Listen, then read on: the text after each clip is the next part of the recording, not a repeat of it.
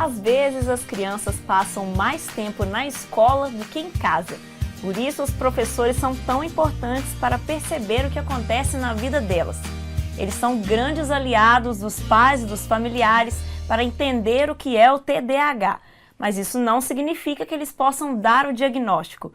Eles percebem os sinais e utilizam estratégias para que a rotina desses meninos e meninas seja mais interessante e motivadora.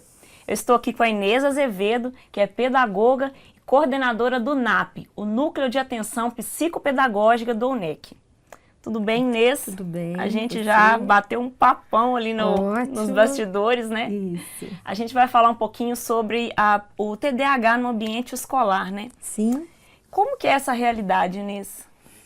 Olha bem, Tarciane, hoje a gente percebe que a escola está mais alerta com a questão das dificuldades, dos transtornos de aprendizagem que chegam, né, para o contexto escolar. Uhum.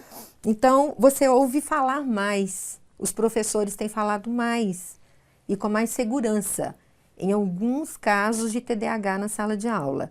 Normalmente, quando o professor fala que tem um caso de TDAH, ele está afirmando que tem, é porque a família também já disse, né? Já chega e diz, olha, estou tratando meu filho é diagnosticado com TDAH. Então, o que a escola pode fazer para ajudá-lo, para inseri-lo no contexto, né? Para ele ser bem, para ele conseguir avançar como as outras crianças. Então, o que a gente percebe hoje no contexto escolar em relação ao TDAH é um cuidado maior do corpo docente. A gente abraça a família, abraça essa criança, esse jovem que vem com esse quadro. Já que a gente está falando do papel do professor, vocês têm preparo durante a graduação para identificar o TDAH? Na pedagogia, as alunas passam por algumas disciplinas que aprofundam realmente o estudo nessa área. Uhum. Elas têm disciplinas sobre síndromes e problemas de aprendizagem, elas estudam psicologia da educação. Então, isso dá um embasamento legal para elas pelo menos conhecerem assim, quais são as dificuldades, os transtornos, os problemas de aprendizagem que uma criança, um jovem, um adolescente pode apresentar na escola. Elas podem identificar, como a gente dá falou. Um embasamento para nós desconfiarmos. Isso, porque né? não pode dar o diagnóstico. Não, o diagnóstico ele nunca vai ocorrer na escola, tá? O que acontece é que nós temos esse embasamento científico, que nós podemos, através disso, ou com o apoio desse embasamento científico, nós reconhecermos traços, né, de algum dos transtornos, das dificuldades, e aí a gente é preparada para fazer relatórios, para observar essa criança dentro de um determinado tempo e buscar apoio dos especialistas na escola também, né, porque tem outras pessoas dentro da escola que também vão nos amparar. Uhum. E buscar a família. A família também é importante nessa hora, para fechar conosco isso. Porque olha bem o que acontece hoje. Às vezes as pessoas dizem assim, casos de TDAH é muito comum. Nem tanto assim. Nem tanto. Existe muito mito em volta disso. Porque às vezes a criança, ela é indisciplinada, né? Aquela criança sem limite. Aí ela já é rotulada como hiperativa. Às vezes a criança, ela tem uma alergia alimentar. Isso gera nela um mal-estar. Gera uma inquietação. E aí a criança é impulsiva, ela é muito inquieta. E até vão isso rotulá-la pode ser de hiperativa. Nossa. Entendeu? Então existem muitas questões. Uhum. Às vezes a criança não enxerga bem, não ouve bem, ela ainda não consegue manifestar isso. Então a criança não quer fazer nada na escola, não quer fazer nada na sala.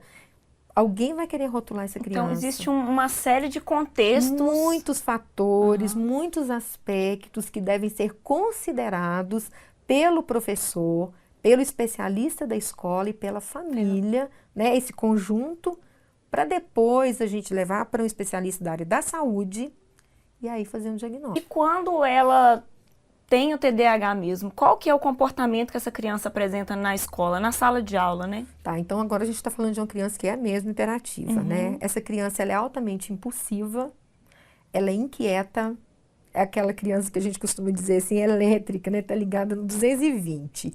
Tudo é pouco para ela. Ela quer fazer sempre mais e mais, ela busca mais aventuras, ela busca mais desafios, ela é desorganizada. Às vezes não completa o Sim, caderno, o espaço e tempo para essa criança tem que ser especial, sabe? Às vezes o professor tem que organizar a sala de uma forma que atenda a inquietude dessa criança. Ele é muito sinestésico, ele vai se movimentar muito na sala, vai levantar várias vezes, vai querer ir no outro colega. Às vezes ele faz a atividade dele de pé, ele não senta. Fica, às vezes, do lado da mesinha dele lá fazendo as coisas, não senta. Ele fica de pé, porque ali ele já sabe que ele pode ir lá e voltar. Então, ele tem necessidade desse movimento. Ele, às vezes, não termina uma coisa que ele começa. E o que não é tão hiperativo, né? Porque tem o outro perfil. Tem aquele que é muito inquieto, agitado, impulsivo, ele sempre chama muita atenção dos professores. Porque ele acaba incomodando um pouquinho, né? Ele tira a realidade do ar. Agora, tem o outro que, às vezes, fica lá quietinho, no cantinho dele, sentado lá caladinho, não conversa, não fala nada, viaja, costumo dizer assim, fica no mundo da lua. Às vezes a canetinha dele vira um aviãozinho, sabe? Ele desenha muito, aí leva para a educação física, tá todo mundo jogando futebol, ele tá lá explorando o ambiente ao redor dele, viajando. É aquela lá. Famosa frase, né, que a gente tem usado, passa uma borboleta Ele e a borboleta junto. é muito mais interessante do que tudo que está acontecendo ao redor. Este menino chama menos a atenção, sabe por quê? Ele não incomoda, ele fica na dele, tá no mundo dele, então vai deixando ali, mas ele também tem um grau de hiperatividade. Dentro dele há um vulcão, um turbilhão de coisas que ele não consegue organizar. Então você olha, se o menino é calminho, tranquilo, quietinho, mas dentro dele não é nada assim. Muito pelo contrário, sabe? Então se não olha, se não acompanha, fica aquela pessoa assim, que você entende que é muito inteligente, é muito capaz, pode muito, mas não avança. Não consegue executar. Até chegar na idade adulta, e ele conseguir dizer, olha, mas eu não consigo, eu tento. Eu não consigo organizar meus estudos, eu tento. Eu não consigo organizar minha vida, eu tento. Eu não sei o que acontece comigo. Ninguém dá muita atenção, porque ele está muito quieto, né? Mas ele também precisa de ajuda. Inês, agora a gente vai conhecer alguns personagens que têm essas características que você acabou de falar. Eu tinha de ler o livro 2, 3 vezes, que era o jeito que eu consegui resolver para não precisar de tomar a Ritalina. A dificuldade é se concentrar para eu conseguir aprender. Eu não conseguia me concentrar, por isso a dificuldade de aprender. A matéria não entrava na minha cabeça. A criança, você sabe que ela está sendo moldada. Eu estou ensinando. Então tudo que eu coloco para ela, ele está guardando para ela e aprendendo. O adulto, ele não quer aprender. Ele já é daquela forma. A pessoa que não tem o déficit acha que quem tem o déficit está brincando, acha que aquilo não existe. Existe. Porque quando você está lendo uma linha inteira, as palavras ou ela some, ou a palavra some, ou a palavra parece que ela inverte. Se você lê uma palavra que é muito parecida com outra, você vai ter a noção de uma palavra errada. Por exemplo, se você lê linguística, você pode ler linguiça.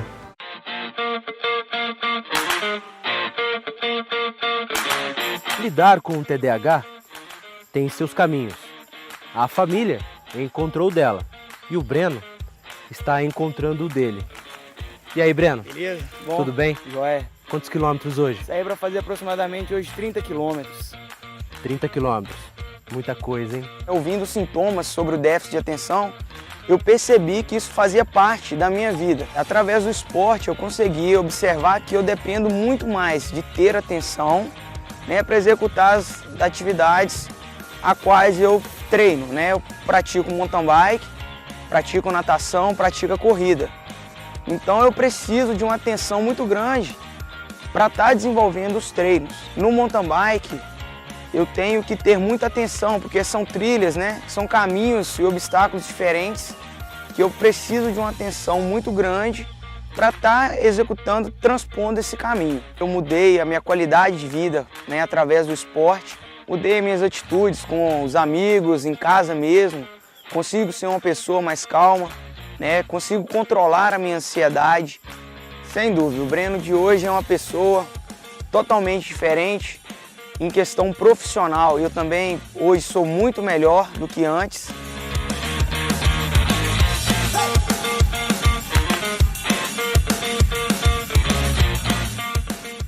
É A gente acabou de ver ali duas histórias, né, Inês? O Breno e o Edilson, adultos, e só depois da fase adulta que foram diagnosticados. Por que às vezes o TDAH não é percebido na infância? Nós conhecermos histórias de vida, conhecermos histórias bem-sucedidas de pessoas que passam por esse mundo e deixam uma marca bacana, deixam um legado. Então, olha só, eu vou falar aqui uns nomes de pessoas diagnosticadas com TDAH, que aí você olha e fala, puxa vida, tinha o TDAH.